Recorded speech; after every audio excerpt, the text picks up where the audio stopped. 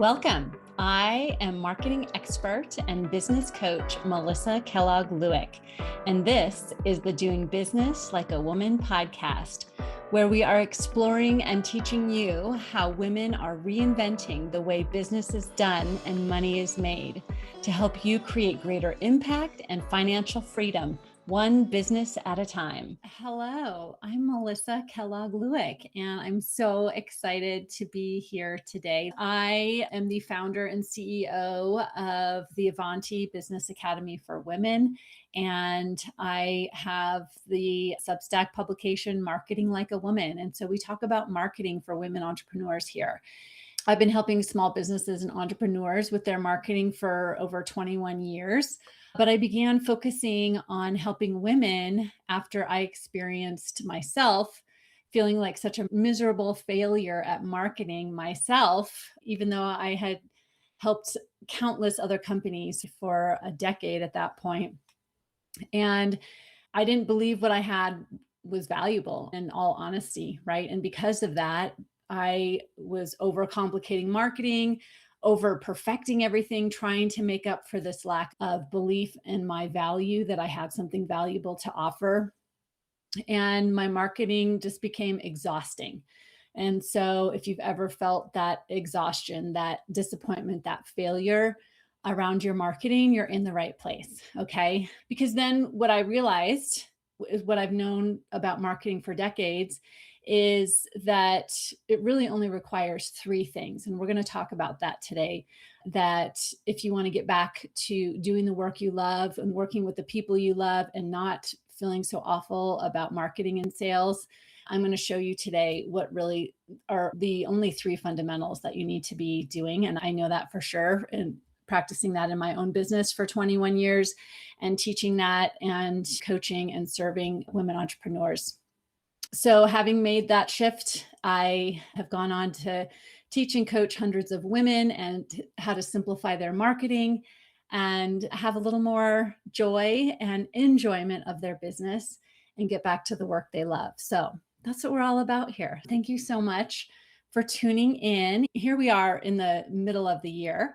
And last week, I started a special series about the mid-year reset.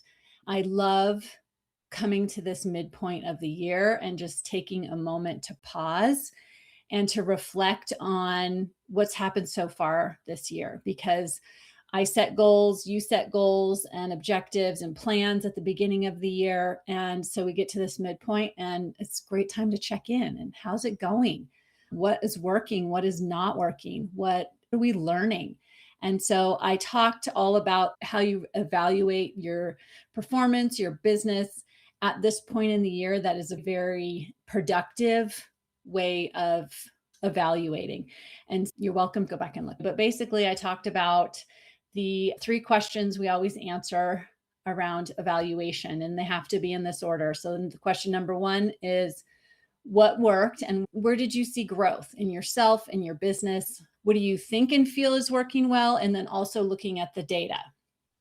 And then number two question is, where do you see room for improvement, right? What's not working? Where do you see opportunities to improve? That would be question number two.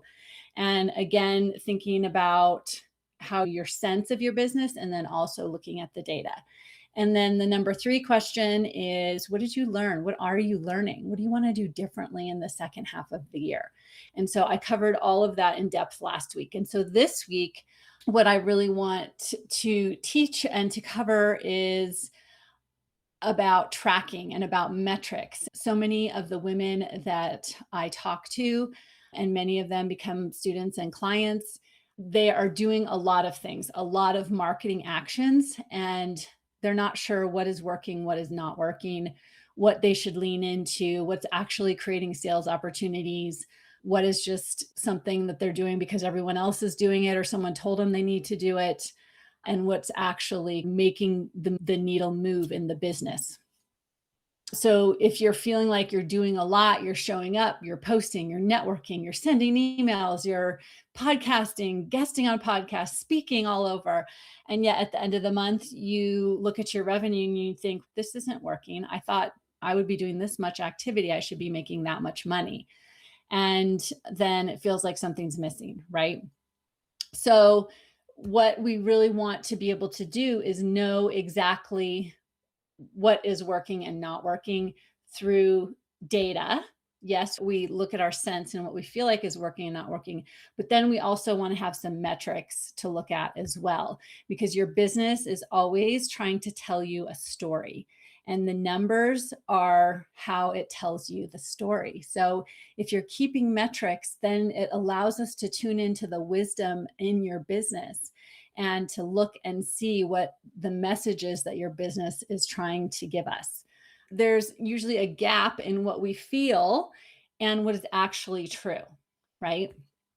And so that's where the data helps. You want to measure the things that you want to get better. Measuring matters. What you measure will improve. So if you want your marketing to get better, you want to be bringing in more sales, you've got to measure all along the way, right? So most entrepreneurs are measuring only one thing, and it's revenue, right? How much money's coming in? Is it enough to pay my bills, right? And when the money isn't coming in, oftentimes, and I don't know if this is a female thing or what, but I see this so often, we take it personally. That means something is wrong with us. We're bad at business, or we're not cut out to be entrepreneurs, right? But really, that is not necessarily the case. That's very all or nothing thinking, like I'm all good or all bad. But really, what the truth normally is, there's some things that are working and some things that aren't working. And so, how do we know what's working, what's not working? And how do we measure, or how do we improve those? We improve those by measuring, so we can look and see where things are breaking down, right? And there's a lot of activities that happen upstream from revenue. So, all those activities that you're doing to create revenue, we've got to be measuring each one of those things so we can see the effectiveness of it. And this is precisely why I love teaching a simple marketing system. I have a simple 3-step system so that the measurement and the improvement, the evaluation can all be much easier, because you're not trying to keep track of measuring 50 different things. You're measuring probably 3 things, right? And so when we constrain and we're focused on mastering a few, just very few marketing activities, we can get really good at them and dial them in and know exactly how we're creating clients and revenue at any point in time. So when we look at our numbers this way, when we evaluate our marketing this way, it takes the story of you being the problem out of that, right? It's the marketing activities that are the problem. We can fix those, right? There's not something inherently wrong with you. You are just fine as you are. We just need to dial in each one of these steps along our marketing journey, right? And so that's the system I want to teach you today, is really how to create that tracking that really matters to you as the CEO of your business.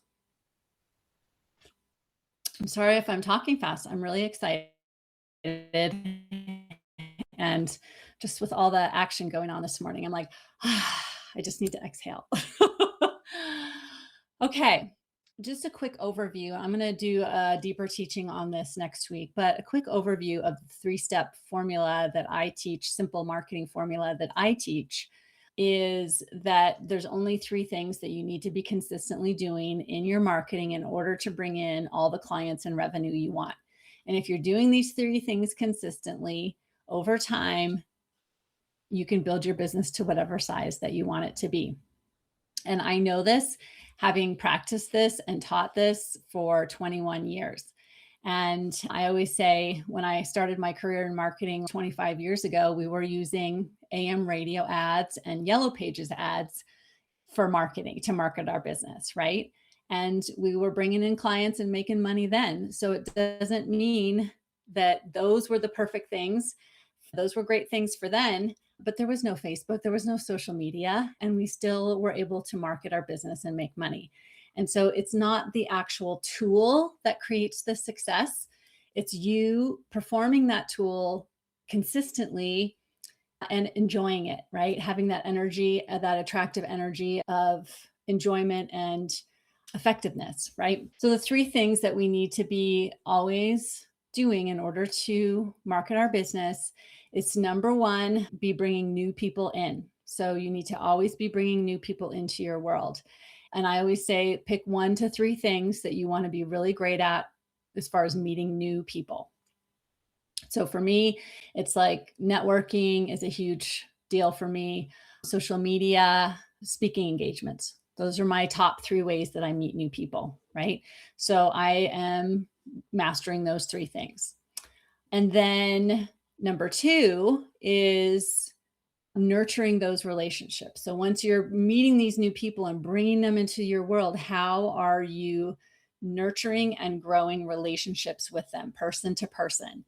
And the reason that we do that is because, especially for those of us in service-based, trust-driven industries, our clients need to trust us before they want to work with us. And so we have to grow and nurture, or we want to. I love it actually. We want to be growing and nurturing relationships with each and every one of those people so that they can learn to know and trust us, right? And then have the desire to work with us when they need what we have to offer.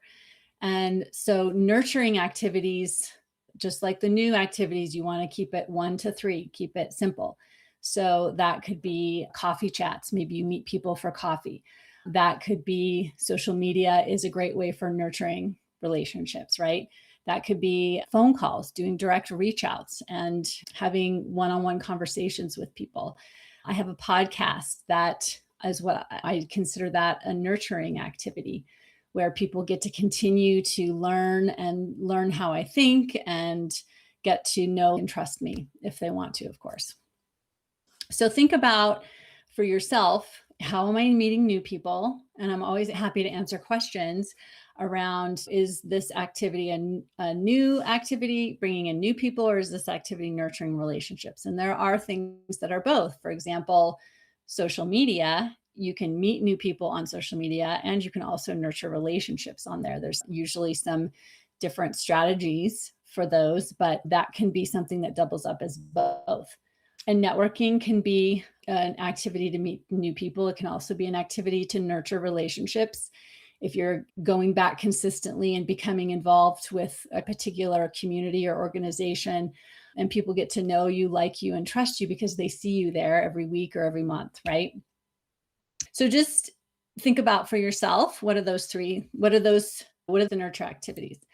And then the third activity is making offers and invitations. What that means is you're consistently and constantly making invitations, inviting people to go to the next step in the relationship journey with you. So I always give the analogy, this is like dating, right? I just celebrated my 20th wedding anniversary. So I haven't dated in decades, but I do remember it, right? But it's dating in a way where when you meet someone for the first time, you have a conversation, you feel that spark and you want to see them again, you offer to make a plan to see each other again. Let's exchange phone numbers and I'll call you, or that sort of thing. And then maybe you talk on the phone for a while and you decide it'll be really great to have coffee together. Let's make a plan to have coffee. And so you invite them to coffee. And then you have coffee and it's still amazing and you want to spend more time together. So maybe you invite them to go for a hike with you, right? So it's all of these steps along the way in that relationship journey to getting to know and trust one another more and more. And so it's the same for our businesses, right? We want to be thinking about, for every way that we're meeting new people and nurturing relationships, what are the invitations and the offers we're making to get to know one another better? And always be making those offers. Some people will teach you've got to have like the give, give, get rule, right? You give and then you make an offer, or you give value 80% of the time and then only make offers 20% of the time. That's way too confusing. You can throw all of that in the trash and always be making an offer or an invitation. That doesn't mean you're always saying, buy my thing, buy my thing. That means you are inviting them to the next level in the relationship. And you're thinking of, when you plan that out, you're thinking of the person that wants and needs and can afford what you have to offer.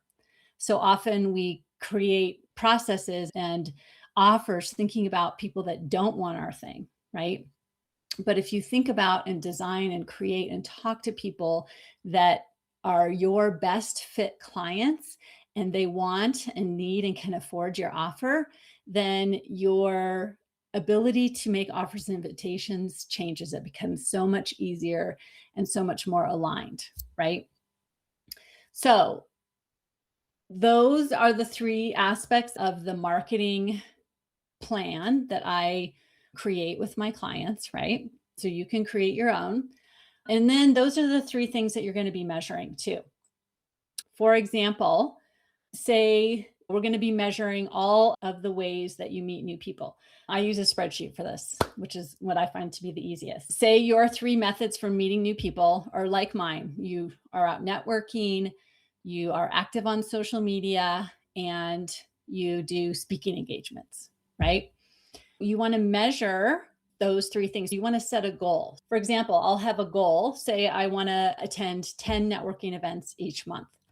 So that's my goal, 10 networking events. And at each one of those events, my goal is to meet 3 people, right? And so by the end of the month, I've met 30 new people, right? Or on social media, what is my goal for posting? Maybe my goal is to post once a day for business days. So that's 20 posts a month, and post really great content that builds my audience, right? So then I can measure how many people did I add to my audience, right? How many new people did I bring into my world? Or for speaking engagements, what's my goal for that? So my goal is to have one speaking engagement a month.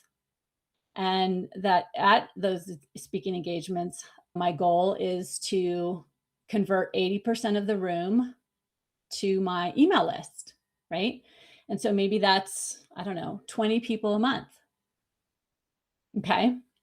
So I've set out those goals, right? And so that's what I'm going to be measuring all throughout the month, and then look at it at the end of the month. This is how we build our demand creation tracker. So you're going to do that same thing for all of your nurture activities. Remember, it's 1 to 3.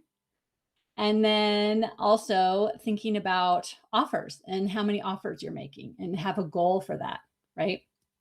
I like to track it as I go, because waiting to the end of the month, I got to go back and look at so many things, right? And then once I get to the end of the month, I can look at all of my activities and I'll score myself, right? So maybe I had a goal of going to 10 networking events. Maybe I only got to 8. So then that would be 80%, right? So I'd score myself an 80%. And then I take all those scores and I average them and come out with an average. I shared the story that when I was developing this process, I got to a point where one month I felt like I had just been crushing it. I felt like I was going to all the things, I was posting all the time, I was doing everything I had planned. That was my sense, right? But then my revenue was only 50% of what I wanted it to be. I only hit 50% of my goal. So then I was like, man, what the heck is going on? So then when I went back and tracked and actually looked at how many networking events I went to, how many people I met, how many social media posts did I do, how much did my audience grow? And I had went back and measured each one of those things and averaged my score. I saw that I'd only completed 48% of my planned marketing activities. And that was what the actual data said, even though I felt like I was like 80, 90, 99%. I thought I was in A or B territory, and I was actually less than 50%. So then I look at my revenues 50%, and I was like, well, that just figures, doesn't it? And so since I have taught this to so many clients and they've done the same thing, they're seeing the same thing happen, right? Where you think you're going great and then you do your score and you're only 50%. It's no wonder that your revenue is not what you want it to be, because it does take consistent action in order to create consistent results. Now, action isn't the only thing, because we could post a bunch of slop on social media all day long. We could go to 10 networking events, walk in the room and walk out and say, check, I did it. But it's not about that. There's also the value and the energy and the quality and connection that you're bringing to that event, that activity. And so I always like to encourage my students and my clients to start out with just creating a simple marketing plan and you getting consistent with that. And then we can start increasing the effectiveness, right? Or increasing the value. So having this tool to measure and to know what to measure and measure what matters will take you so far in learning to be able to look at your business and understand what exactly is working and not working when it comes to creating revenue. Because like I said at the beginning, it's not either all working or all not working. There's some things that are working, there's some things that are not.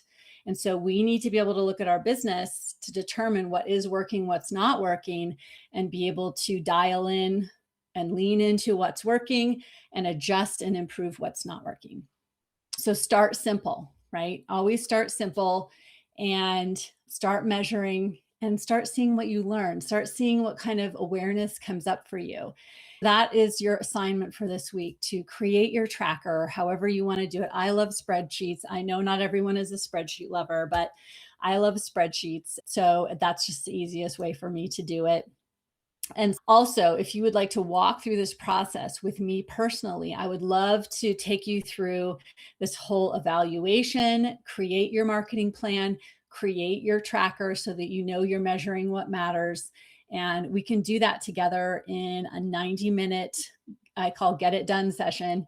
And you can walk away with that entire marketing plan, simplified for you, the way you like to show up in the world, and your tracker so that you understand exactly what you need to measure.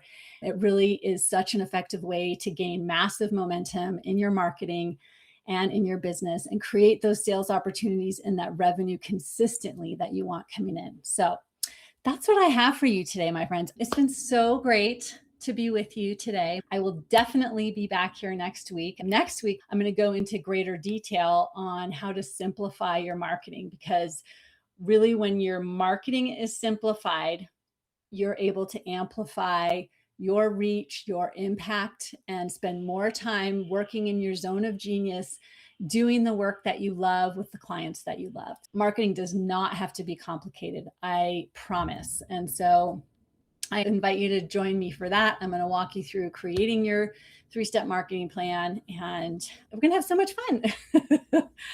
So thanks for being here, and I will talk to you again next week. Bye. Hey, if you like this podcast, I want to invite you to become part of my community. Each Friday, I'm going to deliver to your inbox my weekly celebration, as well as my thoughts on the latest in business and marketing. I want to keep you in the know about my upcoming events, free trainings, book clubs, all the fun things, even some free gifts. And of course, I'm going to let you know about these new podcast episodes. I'll see you there.